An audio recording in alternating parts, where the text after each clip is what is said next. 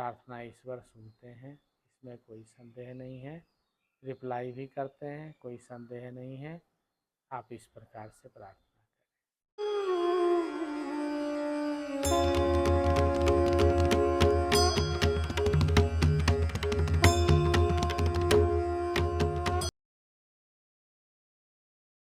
राधे राधे।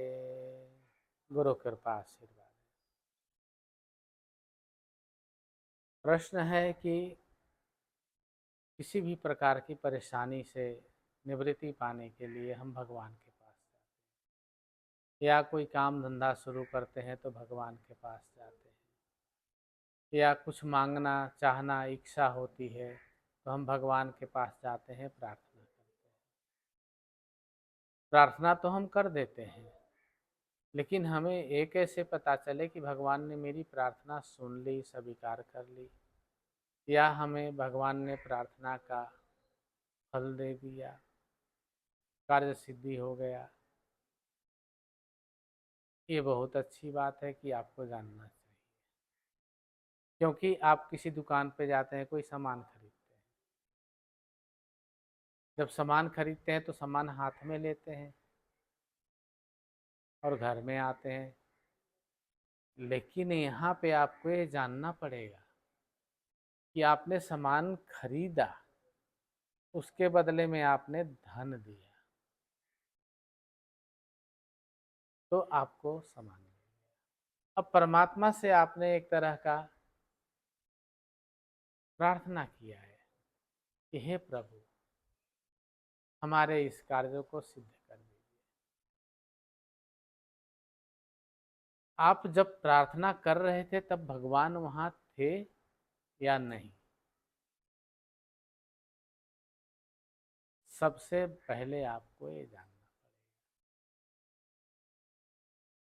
ये कैसे जानेंगे आप? इसको जानने का उपाय मैं बता देता हूँ। कहीं भी जाइए, घर में बैठ के करिए, मंदिर में जाके करिए, तीर्थ स्थान में जाके करिए, पहले आपको भगवान की अनुभूति करना है। अनुभूति करना है कि भगवान हमारे सन्मुख हैं, सामने हैं। या आप सीधे बोलिए, मैं भगवान के सन्मुख हूँ, भगवान हमारे सामने खड़े हैं, भगवान मेरी बात को सुन रहे हैं। ऐसे 5 बार 10 बार बोलिए। जब बोलेंगे तो आपको कुछ ही बार बोलने के बाद अनुभव होगा कि ईश्वर की ऊर्जा यहाँ व्याप्त हो गई, ईश्वर की अनुभूति होने लगेगी। चाहे उसका छवि आ जाए, फोटो आ जाए, स्वरूप आ जाए, या ईश्वर का परमाणु आ जाए, आपके रोमांच हो जाए, या आपका चित्त प्रसन्न हो जाए, तो आप समझ लीजिए कि ठाकुर जी हमारे सामने हैं।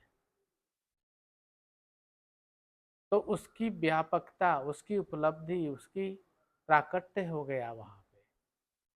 उस समय आप प्रार्थना जो करेंगे वो आप नहीं करेंगे, आपके अंदर रहने वाली चेतना करेगी। आपके अंदर रहने वाली बोध स्वरूप करेगा वो प्रार्थना। ये निश्चय है, ये सत्य है, भगवान आपकी प्रार्थना सुनेंगे। और ये निश्चय है, ये सत्य है कि आपको भी अनुभव होगा कि हाँ, भगवान ने मेरी बात सुन ली है।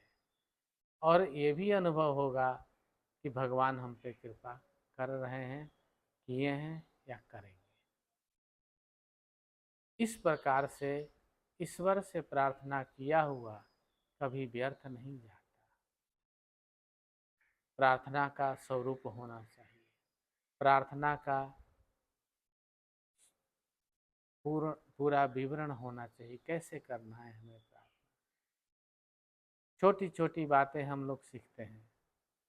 रोटी बनाना है तो ऐसे बनाना है, सब्जी बनाना है तो नमक मिर्च मसाला डालना है, पूरी बनाना है तो उसको तलना है, ज़्यादा तल जाए तो जल जाएगा। ऐसे ही जीवन है, ऐसे ही प्रार्थना है, ऐसे ही साधना है। हर घटना इसी प्रकार से हर विषय में घट रहा है। अब आपके आपके ऊपर है, आप कितना घट रहे हैं, कितना घटा रहे हैं। तो प्रार्थना आदि आपके अंतर चेतना का विषय है, बाह्य चेतना का नहीं। बाह्य चेतना में तो आप चंचलता में रहते हैं। अगर आपने चंचलता में प्रार्थना किया है तो उसका कहीं भी कोई स्थान नहीं है। प्रार्थना हमेशा अंतर मन, अंतर चेतना से करना चाहिए, और वह अंतर चेतना तभी आपका साक्षी बनेगा जब आप भगवान को साक्षी करके प्रार्थना करें, भगवान को सन्मुख करके प्रार्थना करेंगे। जब सन्मुख करेंगे तो अनुभव में आएंगे, जब अनुभव में आएंगे तो सुनने वाले ही राम और सुनाने वाले आत्मा राम, दोनों ही एक दूसरे के सामने होंगे, दोनों ही एक दूसरे के पूरक होंगे। वहाँ हर चीज़ पूरी होनी शुरू हो जाती है।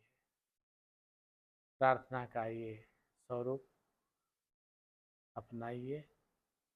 इसी में बहुत सारे कार्य हैं आपके सिद्ध होने शुरू हो जाते हैं। प्रार्थना ईश्वर सुनते हैं, इसमें कोई संदेह नहीं है। रिप्लाई भी करते हैं, कोई संदेह नहीं है।